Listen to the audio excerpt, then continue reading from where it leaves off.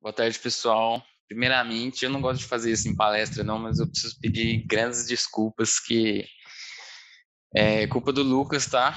Vou pôr a culpa nele, que ele me ensinou que, assim, antes da gente fazer uma palestra, a gente tem que fazer um artigo. E aí eu comecei a fazer um artigo, vi que não ia dar tempo, fui tentar fazer os slides, vi que não ia dar tempo, fui tentar fazer o Show Me the Code e acabou que nenhum dos três aqui eu fui até o final. Mas com o Lucas eu aprendi também que a gente desenrola na hora, então bora lá. De compartilhar a tela aqui, espero que eu não vaze nada, porque como eu estava no gás aqui, esqueci de me preocupar com isso. Mas é sempre bom, tá, gente? Falando de segurança aí, sempre que vocês forem entrar numa live, presta atenção para não vazar credencial, vazar coisa do trabalho, tá bom? Ô Lucas, só me corrige de uma coisa que eu não estava aqui antes. Tem algum chat que o pessoal está falando comigo? Vocês estão acompanhando aí? Sim, sim, a gente está acompanhando no site da sala aqui e se aparecer alguma coisa a gente te avisa, mas provavelmente a gente vai fazer só as perguntas no final mesmo, então pode seguir direto. Tá bom. Beleza. Bom, pessoal, o que eu queria trazer aqui para vocês é desenvolvimento seguro, tá? E focado aqui nas coisas de Docker e imagens e containers, tá bom? O meu intuito aqui é mostrar um pouquinho mais na prática, mas eu entendo que assuntos técnicos e novos, assim, talvez a gente não consiga aplicar tudo e dar uma olhada em tudo. Então, eu vou falando aqui, depois vocês ficarem com dúvidas, vão trazendo aí, a gente puxa essa discussão para fora da palestra para ficar mais fácil, tá? Primeiramente, sobre mim, eu sou o Fernando Guiço e eu trabalho hoje como desenvolvedor de software seguro.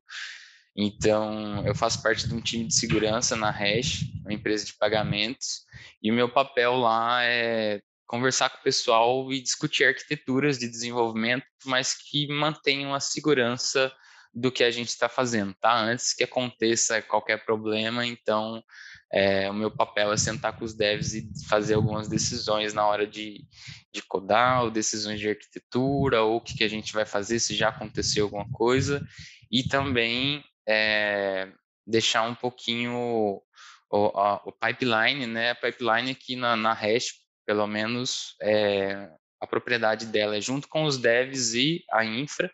Então, a gente está entrando agora com essa ideia de DevOps e implementando algumas ferramentas de segurança ali, nada que dê um bloco na pipeline e vire aquela coisa chata que todo mundo acha de segurança, que é checklist, né? Então, não é isso que eu faço, não é isso que eu acho que é bacana, né? Esse futuro que a gente está falando muito de DevOps.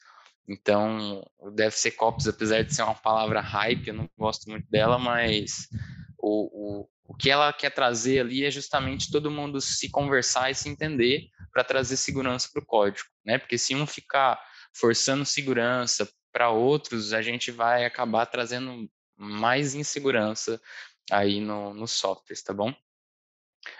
Para mim chegar aqui onde que eu cheguei hoje, só para vocês terem uma noção, eu tenho 8 anos aí de desenvolvedor, então trabalhei como front, trabalhei como back, famoso full stack, em alguns momentos da vida, quando estava trabalhando como full stack e não tinha ninguém de infra, tive que desenrolar Docker, tive que desenrolar um pouquinho de infra, né? Sempre tentando puxar para o lado de dev, que era um negócio que eu gostava mais.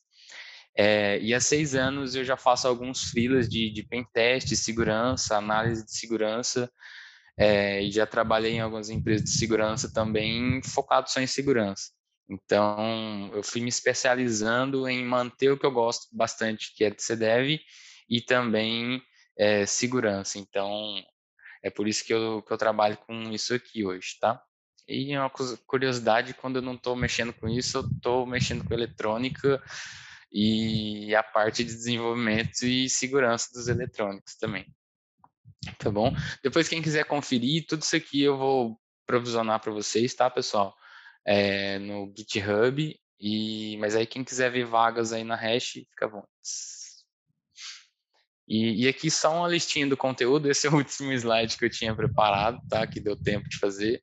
Mas resumindo o que eu vou passar aqui para vocês, é uma introdução rápida sobre o que são ferramentas de segurança, que é mais uma coisa assim do mundo dos analistas de segurança, do time de segurança, que a gente precisa entender para entender a modernidade do DevSecOps, tá? Vou explicar um pouquinho do que é um SCA, do que é SAST e do que é DAST, tá? Que são conceitos que já existem na área de segurança, né? E hoje a gente está vendo cada vez mais aí entrando nesse mundo de DevOps e ferramentas direto na pipeline que executam essas coisas, mas elas sempre existiram já lá do lado de segurança, tá bom?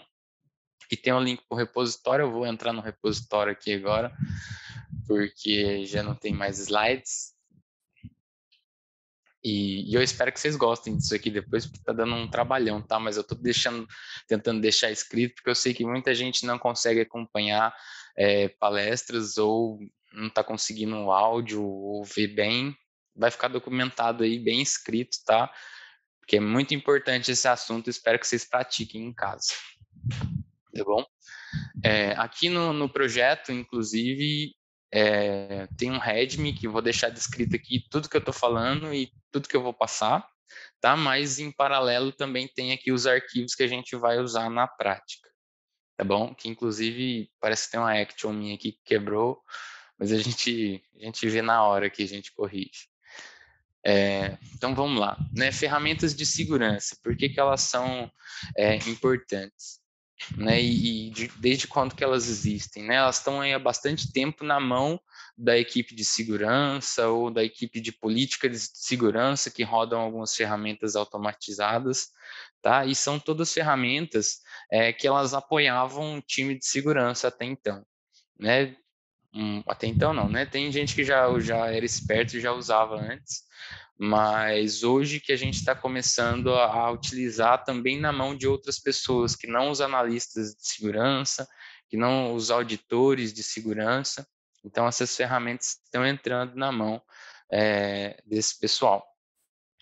Uma coisa que é importante lembrar sobre ferramentas de segurança, tá? E por que a gente tem esses vários tipos de ferramenta, que assim, cada tipo de ferramenta nos ajuda de alguma forma e conforme ela vai evoluindo, ela vai melhorando ali no que ela faz. Mas existem vários tipos e nada também se exclui o papel de um profissional de segurança ou de um profissional de desenvolvimento que entende segurança, porque várias etapas a gente precisa, ou precisa da ferramenta, ou precisa da pessoa rodando essa ferramenta, né? A gente consegue disparar essas ferramentas automaticamente também, mas em outros cenários a gente precisa só do profissional, tá? E aí é que eu trouxe um gráfico.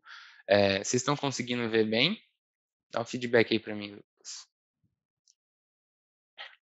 O gráfico. Deixa eu ver.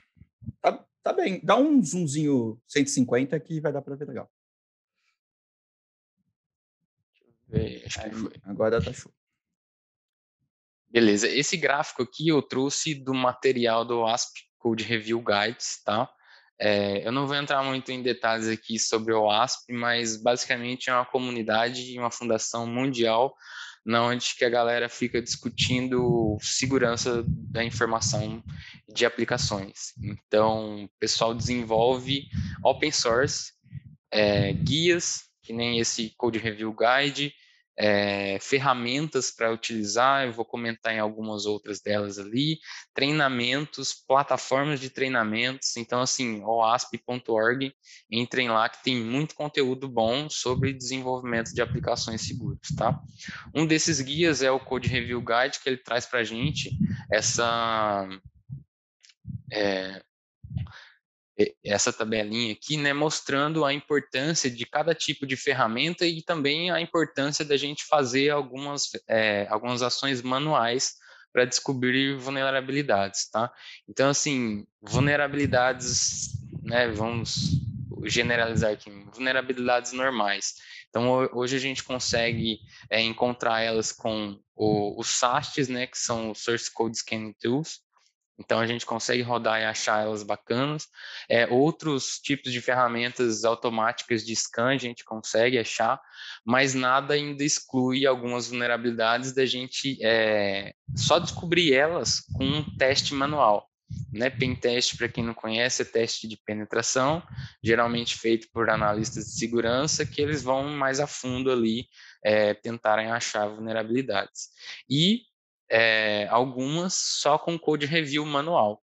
Tá? E quando a gente está falando code review, não é esse que a gente conhece muito hoje em dia, que é olhar o PR do amiguinho. Aqui a gente está falando de um olhar um pouco mais crítico na hora de fazer um code review, para entender se vai ter alguma falha ali naquele código antes da gente subir ele ou antes que ele aconteça, né? Coisa que às vezes a gente não pega nas ferramentas automáticas, tá?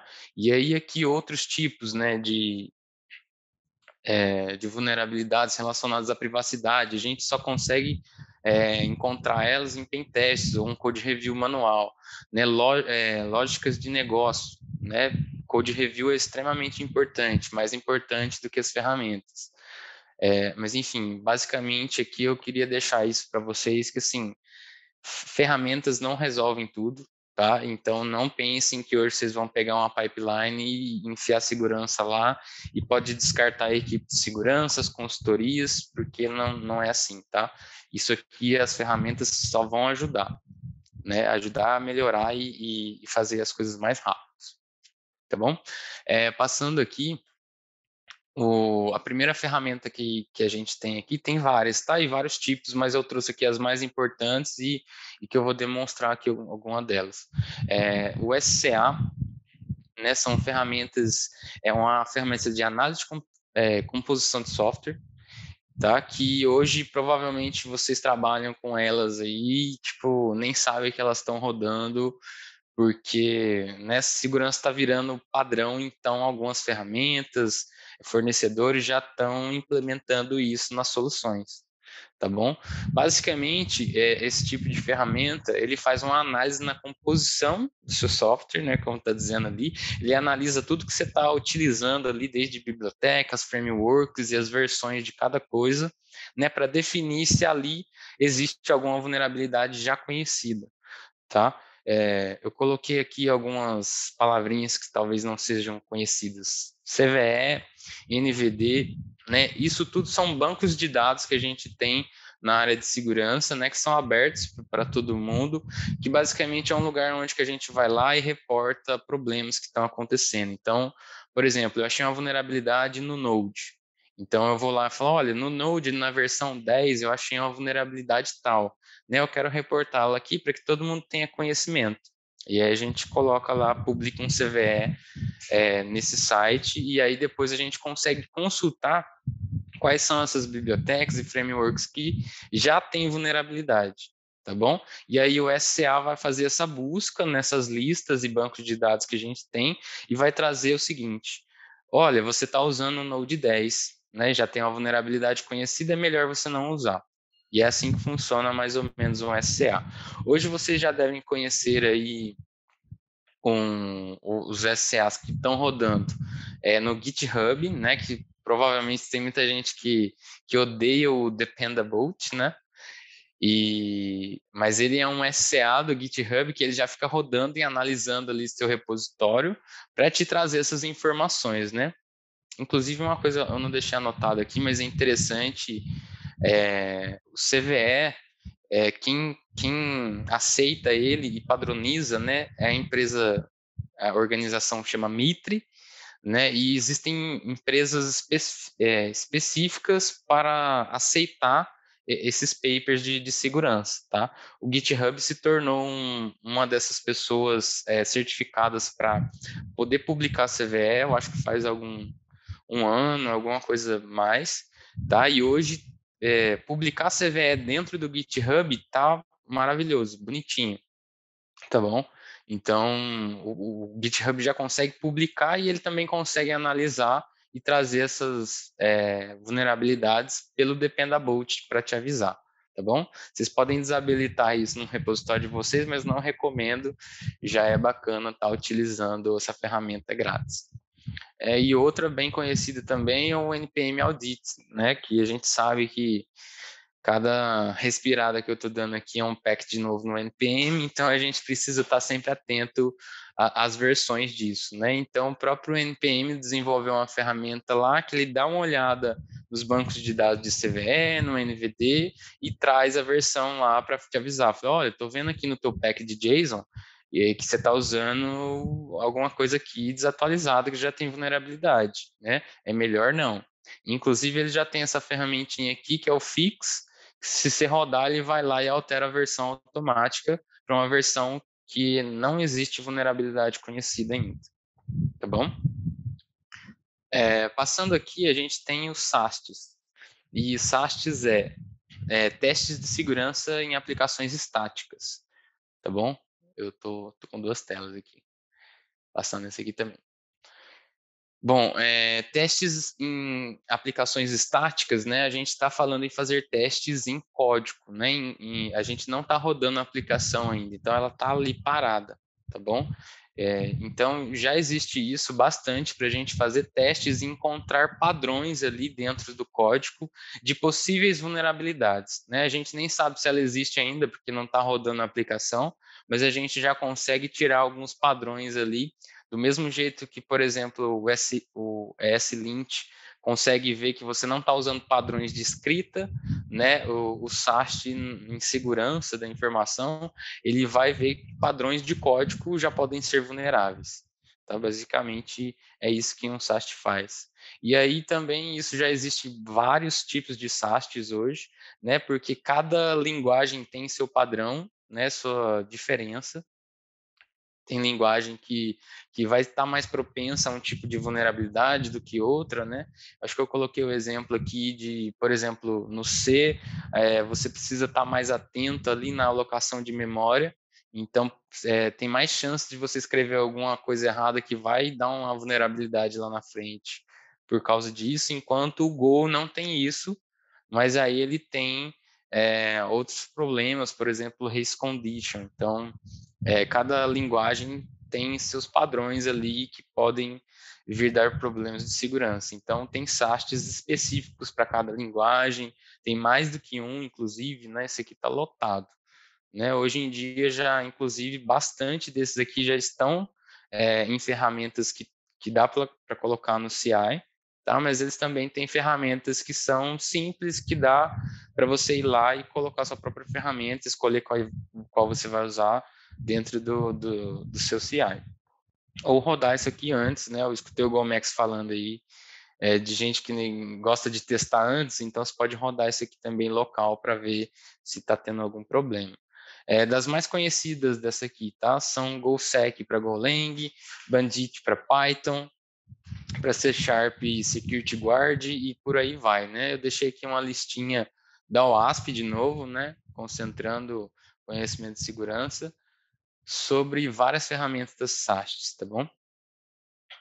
E também eu deixei aqui para vocês verem que é bem legal, são ferramentas brasileiras, a HoroSec e a HuskCI, eles são específicos para você colocar na pipeline e eles automatizam várias dessas ferramentas para rodar todas de uma vez, conforme, sei lá, seu projeto ele está utilizando mais de alguma linguagem ou de framework, tá bom? Ô, Lucas, me fala sobre o tempo aí que eu tô sem noção também. É, eu vou abrir o chat aqui em outra janela enquanto isso, do Telegram, tá bom? A gente tá nos últimos 5 minutos, então, assim, nos últimos 10 minutos, né? Até os seus 5 minutos. Você tem 10 minutos até os teus 5 de pergunta. Tá, então eu vou correr aqui rapidinho, tá, gente? Perguntas vocês vão mandando aí para mim. Dast, diferente do SAST, a gente está falando de testes dinâmicos na aplicação que já está funcionando, tá? Coisas que a gente não consegue ver e visualizar, porque assim, no código parado a gente consegue encontrar padrões, mas só com o código rodando a gente consegue descobrir falhas, né, na hora de se comunicar, na hora de escrever em memória, criar uma variável. Então, isso que um Dast faz, ele testa as aplicações dinamicamente. Isso aqui, hoje em dia, está muito na mão dos analistas de segurança, né, ferramentas extremamente conhecidas, Burp Suite, OWASP Zap, Nuclei, elas vão testar a aplicação quando ela já estiver lá em stage ou em prod, tá? Isso aqui a gente ainda está descobrindo, eu falo, o mercado todo de segurança, né, descobrindo como é que a gente põe isso na pipeline, porque esses testes geralmente demoram um pouco, né, eles estão atacando, né, as aplicações rodando. Então, diferente de um SAST que a gente consegue prever ali um tempo que ele vai rodar por analisar o código todo, um DAST pode ser 5 minutos, quanto ser 5 dias, né, para a gente conseguir encontrar alguma coisa. Então, isso aqui ainda não está entrando muito bem na pipeline, mas eu gosto de trazer isso aqui porque, assim, a gente precisa pensar e trazer um pouco do analista de segurança para a galera de dev, para a galera de infra. Então, já existem ferramentas que dá para trazer no pipeline, a gente só não dá um bloco no pipeline, mas a gente consegue trazer as informações que estão rolando ali para o pessoal que está desenvolvendo, tá? Beleza, correndo aqui, vamos ver se dá tempo. Aqui nesse meu projetinho, tá? Tem uma aplicação em Python simples, então ela só está subindo uma API REST aqui, um endpoint, tá bom? A gente tem um ponto .py, requirements, e aí eu tenho um Dockerfile, eu tentei executar ele aqui, ele tá bem cru, tá? E eu acho que ele não vai funcionar, mas enfim, a gente tem um Dockerfile de como minha aplicação rodaria isso dentro de uma aplicação. E aí, ferramentas que a gente consegue colocar aqui no pipeline dentro do GitHub Workflows, tá? GitHub Actions, ele é uma ferramenta de CI e a gente consegue rodar algumas coisas aqui para descobrir padrões, tá? E essas ferramentas são SAST, é aquela que eu expliquei primeiro, então elas vão olhar o código como ele é, tá? Só o Trivai aqui que ele vai conseguir fazer um build um pouquinho mais específico, mas ele ainda está olhando a aplicação parada para entender as vulnerabilidades, tá? E aí aqui eu trouxe os workflows de cada um. Essas duas ferramentas, elas já existem como ferramentas, vocês podem utilizar, tá? E também já tem aqui um GitHub Actions, que vocês podem ver como é que ela está funcionando, tá? E colocá-la aqui direto. Então, aqui eu estou usando Actions para cada uma delas. Vocês podem ver aqui que na minha pipeline eu chamo a action específica, tá? Como um passo do que está acontecendo. Esse sysdig, sysdockerfile benchmark, que ele faz? Ele pega algumas regras que o pessoal lá do sysdig subiu, né, que eles colocam como boas práticas de desenvolvimento de Dockerfile, e aí ele consegue conferir algumas aqui automaticamente, tá? Algumas são só padrões de escrita, e outras são algumas coisas que podem se tornar vulnerabilidades lá na frente, tá bom? Basicamente aqui ele vai instalar a ferramenta, que é o benchmark Dockerfile, e aí depois ele vai rodar e trazer aqui o resultado. Nesse momento aqui eu estou puxando como JSON e colocando no artifact para mim usar isso depois, ou colocar numa plataforma centralizada. Mas o GitHub Action é perfeito também para a gente colocar, por exemplo, abrir uma issue com essas informações, eu posso colocar isso aqui, eu posso já tentar fazer uma correção lá pelo PR, que nem o Dependably consegue fazer, tá bom? E aí vai da criatividade de cada um.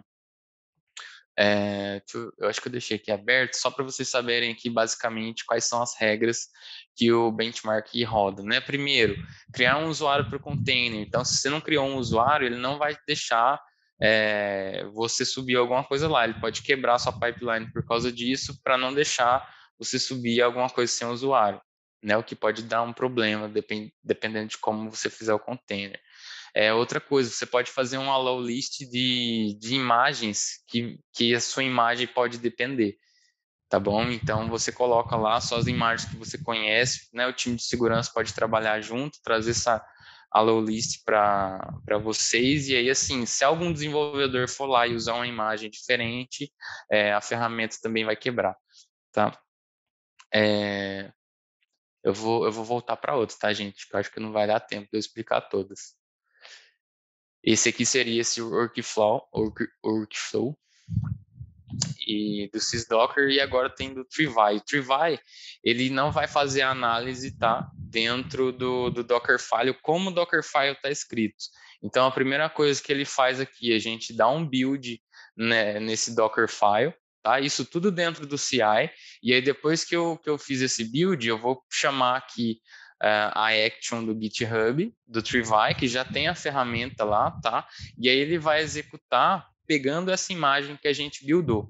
E aí ele vai começar a olhar todo o contexto da imagem já buildada, né? Coisas que ele vai olhar aqui, por exemplo, você está usando uma imagem, né? Vocês podem ver aqui que eu estou usando um eu estou usando o Python 3 on build, que já não está funcionando mais. Então, ele já vai me avisar aqui e falar, cara, você está usando uma imagem um pouco antiga que talvez tenha vulnerabilidades, né? Vai trazer essas partes. E aí também ele vai trazer algumas coisas como quais os packs que estão instalados ali dentro da imagem, né? Tudo que aconteceu ali no build, ele vai trazer contexto, fazer aquelas consultas que eu falei para vocês em CVE, em NVD, para trazer se já tem alguma vulnerabilidade, e também vai testar alguns padrões ali de regras, né? Que tem que ter numa imagem Docker para não ter problema, tá bom?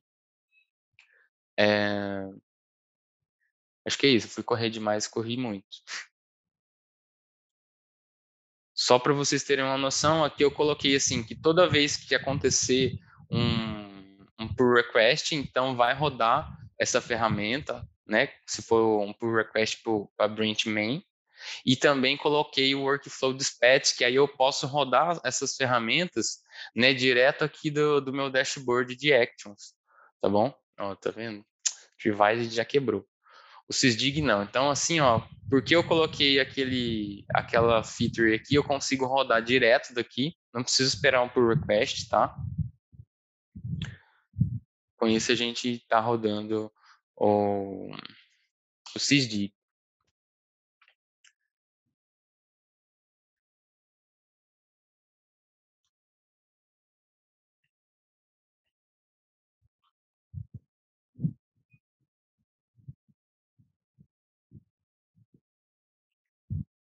Beleza? Vocês podem conferir aqui as regras que ele foi encontrando, tá bom? Só que do modelo que eu coloquei aqui, né, eu pedi para ele não travar minha pipeline e criar um artifact JSON para mim jogar isso em um outro canto.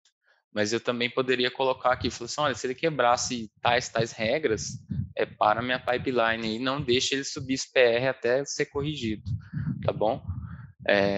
Mas basicamente o que tem lá no meu artifact é esse JSON final aqui, tá bom? O Trivai, eu acho que vamos ver o que aconteceu aqui de erro com ele.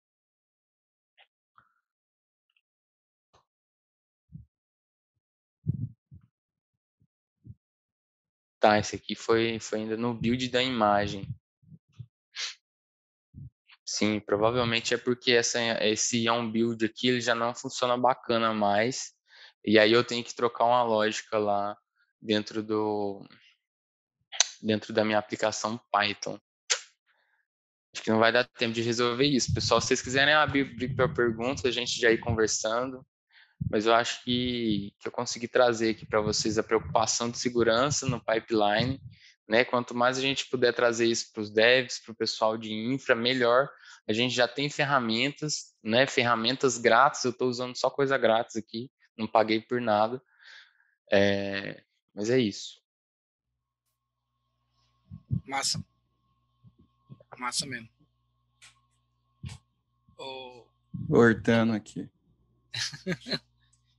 Colocar vocês aqui no Spotlight. A galera super curtiu, viu, Guiço? A galera super curtiu, assim, muita gente interagindo aqui. De fato, o assunto segurança é um assunto finalmente, né, em destaque, né?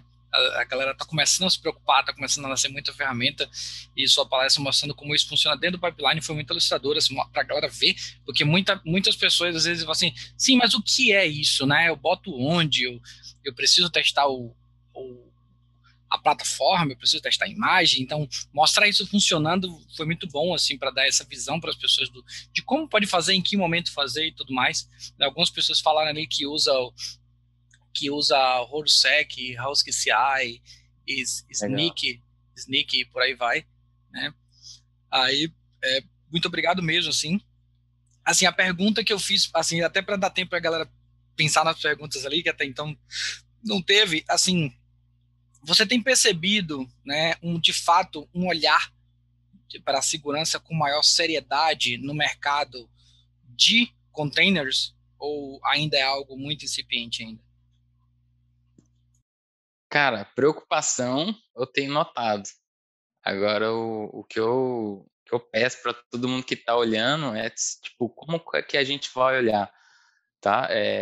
Tem muita gente aí, tipo, achando que o analista de segurança vai resolver isso, a consultoria de segurança vai resolver, e tem gente achando que consultoria de infra vai resolver esses problemas.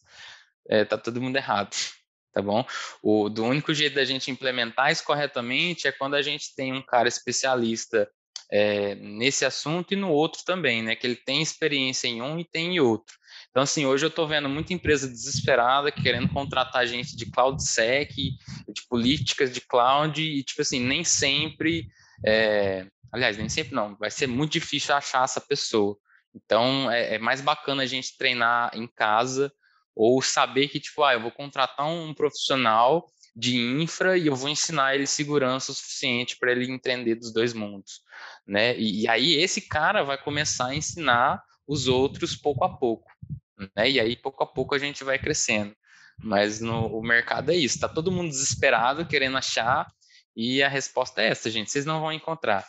Vocês podem ficar tranquilo que não tem. Eu sei que a gente tem palestrante aí de algumas consultorias, mas não tem. É verdade, é uma realidade cruel, né? De que a gente, tipo assim, a gente deixou de lado, né? Bastante a segurança. E agora ela cobra a conta, né? Então, depois de um tempo de você abrir mão disso e empurrar os produtos, aí chega uma hora que a gente não tem mais o que fazer e de fato tem que dar um freio de arrumação e não, vamos, né? Vamos chamar as pessoas corretas, vamos arrumar como a gente fala no interior, né? Vamos arrumar o baba, né? Não dá para continuar. Você ficou mudo aí, É eu isso. acho. Ah, tá. Não é isso. Assim, não, pessoal, vamos fazer uma pergunta aí que a gente faz para ele aqui ao vivo. Mas, assim, como teve uma palestra de segurança atrás da outra, eu acho que boa parte das coisas a gente acabou discutindo em uma e outra também, né? Então, assim, a pergunta primeira que eu tinha para você era isso, assim, o impacto que isso tem na TI, porque eu tenho percebido de fato isso, e agora com tanto ele quanto você confirmando essa questão, que a galera ainda não se preocupa, existe a preocupação, mas não tem feito ações, né, práticas para isso, né?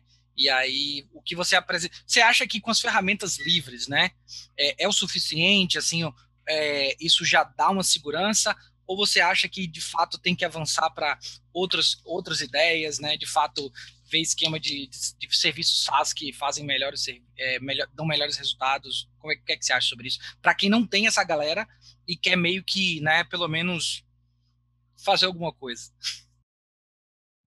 E você é a pior pessoa para você me perguntar isso, porque eu sou do time open source e para mim a gente resolve tudo com open source, né? O problema do open source é que assim, você sempre vai ter alguém que vai ter que sentar e estudar muito daquilo, que não tem suporte. Mas assim, na minha visão, o asp.org, vocês podem entrar, tem tudo lá. Tem tudo. Se não tem ferramenta, tem o paper explicando como você deveria fazer uma ferramenta, né? E aí isso vai crescendo, vai crescendo. Mas assim, dificilmente eu acredito em soluções fechadas que vão resolver, tá? Hoje no mercado tem muitas grandes que fazem isso e eu não acho que é o caminho ideal, por exemplo, sem citar nomes aqui, né? Mas tem ferramentas que elas são um canhão, né? Tipo aquela lá do cubo, sabe? O Sono Cubo. E aí, tipo assim, ó, é um canhão que resolve várias paradas, mas assim, e as paradas simples, né? Por exemplo, a primeira coisa para mim de DevOps, né? E aí entra em DevSecOps, é assim, a mentalidade das pessoas. Né? Vocês viram aí que eu trouxe assim, code review, comunicação, tem a vulnerabilidade que a gente não vai ter nunca uma ferramenta que vai resolver sozinha. Se a gente mudar a mentalidade de todo mundo, né? Não estou falando só do analista, só do dev, só do cara de infra.